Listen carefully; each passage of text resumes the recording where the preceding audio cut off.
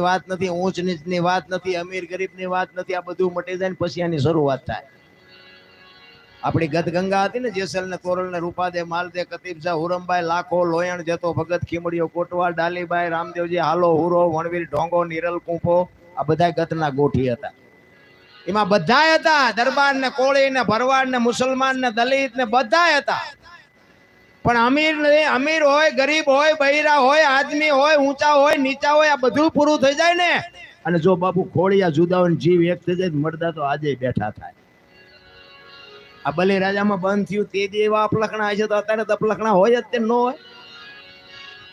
એટલે આ તો બધું એના નામના ગાણા ગાવાના છે, બાકી કાંઈ કરવાનું નથી. નારદ એક વાર નારદજી પોતે મૃત્યુલોકમાં ભિક્ષાવૃત્તિ કરવા માટે નીકળ્યા.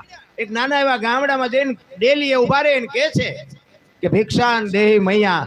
અને એક માં એક દીકરી હુપડું આખું અનાજનું ભરીને આવે છે, અને હુપડું લઈને કે લ્યો બાપુ. એટલે જોડે લંબાવી નારદજી અને એમાં હુપડું ભરીને અનાજ નાખ્યું. નારદજી કહે છે કે તારા જેણા જીવતા રાખે, તારા ભંડાર ભર્યા રાખે. એ જેણા જીવતા રાખે એમ કીધું ને, હાથમાંથી હુપડું પડી ગયું. નારદજી કહે છે બેન કેમ, મારાથી કઈ ખોટું બોલાઈ ગયું? કે ના બાપુ એવું નથી, પણ તમે કીધું ને કે તારા જેણા જીવતા રાખે, પણ ભગવાને મને શેર માટીની ખોટ આપી છે, મને સંતાન નથી, એટલા માટે મારા હૃદયને થોડોક આંચકો લાગ્યો. અને બાપુ નારદજીને વાટ્યા હોય તો લોહી નો લીધે. એમ થયું ખારું ખાવા ધાન નથી, આ ભગવાને દ આપ્યા છે. અને આયા આવું ઘર ભર્યું બાજરું ઘર, સાધુ સંતોને હુપડા ભરી ભરીને અનાજ આપે, અને એને અહીંયા દુકાળ પીડ્યો છે. એક દીકરો અહીં નો આપી શકે? ભગવાન પાસે જઈને કે બાજી લેવું છે આજ. એ નારદજી આવી અને ભગવાનને કહે છે કે પ્રભુ, એક હું ગામમાં ગયો તો ને, અહીંયા કેવી દયાળુ બાઈ હુપડા ભરીને સાધુને અનાજ આપે, તારા અહીંયા એવા ખજાને ખોટ પડી છે, એક દીકરો નો અહીંયા આપી. એટલે ભગવાને કીધું નારદ, તને તો આટલી જ ખબર છે ને, આગળ નથી ને કાંઈ? તું હજી આખી વાતને જાણતો જ નથી. કે કેમ? એ કે આ ભવમાં ને હાથ ભવ સુધી સંતાનનો યોગ નથી. કે હાથ ભવ સુધી આને સંતાનનો યોગ નથી ને બાપુ. નારદજીને એમ થયું, ઓહો આનું શું કરમ હશે, હાથ ભવ સુધી આને સંતાનનો યોગ નથી. અને બીજી વાર નારદજી જયારે અહીંયા આવ્યા ને, ત્યારે ફળિયામાં 7 દીકરા રમતા હતા. એટલે નારદજીનું એમ કે ભગવાન કહેતા હતા કે તારે હાથ ભવ હોતી નથી, તો આ દીકરા કોઈક બીજાના જ હોય ને. એટલે પછી નારદજી આશીર્વાદ આપે છે કે બેન, આ પારકા દીકરા તું રમાડસ ને, એનું ફળ તને આવતા જન્મમાં ચોક્કસ મળશે. ત્યારે એ જનેતા કહે છે કે શું કહો છો બાપુ? એ કે આ કોકના દીકરા તું રમાડસ ને, એનું ફળ તને ભગવાન આવતા જન્મમાં આપશે. એ કે બાપુ આ કોકના નથી, હાથે હાથ મારા છે, હું એની જણનારી જનેતા છું.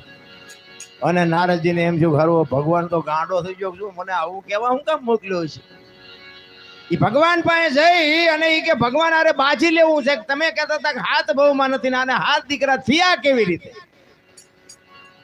અને નારદજી બાપુ ઓલો તો તન કી જાણે મન કી જાણે, જાણે ચિત્ત કી ચોરી, બધી વાત સમજી જાય.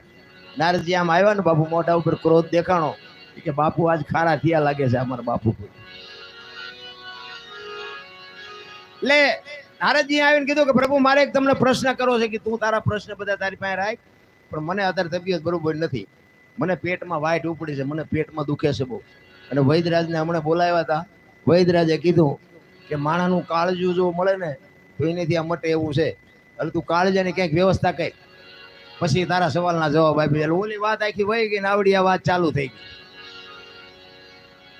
નારદજી કે કાળજાનું કીધું છે? તો કે હા. તો કે કાળજું ક્યાં? એ કે તું ગમે એ કર, પણ મારે રહેવાતું નથી, હવે મને એટલું બધું પેટમાં દુખે છે.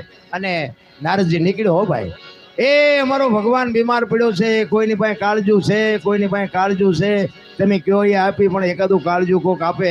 અને ગિરનારની ભવનાથની તળેટીમાં આવે અને એક રૂખડીયો બાપુ બેઠો છે. અને અહીંયા હવા સાંભળી ગયો, એ મહારાજ અહીંયા આવો, અહીંયા આવો, શું રાડ્યું પાડો? એ કે ભાઈ અમારો ભગવાન બીમાર પડ્યો છે, અને એને ભગવાનના કાળજાને, માણાના કાળજાની જરૂર પડી છે, ભગવાન બહુ બીમાર પડ્યો છે.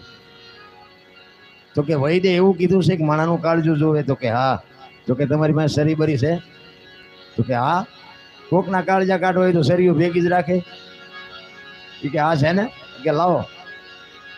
એ શરી બાબુ પેટમાં મારીને કાળજો કાઢીને કીધું કે હાલો લઈ જાવ, જો ભગવાનને બીજા કાળજા જોતા હોય કાલ આવજો, 100 જોતા હોય તો 100 કાઢી દેવું. એટલે મહાપુરુષોને લખવું પડે. રૂખડવા વાતું હળવો હળવો હાલજો રૂખડવા એ હળવો હળવો હાલજો ગરવાની માથે રૂખડજો ગરવાની માથે ઘડીઓ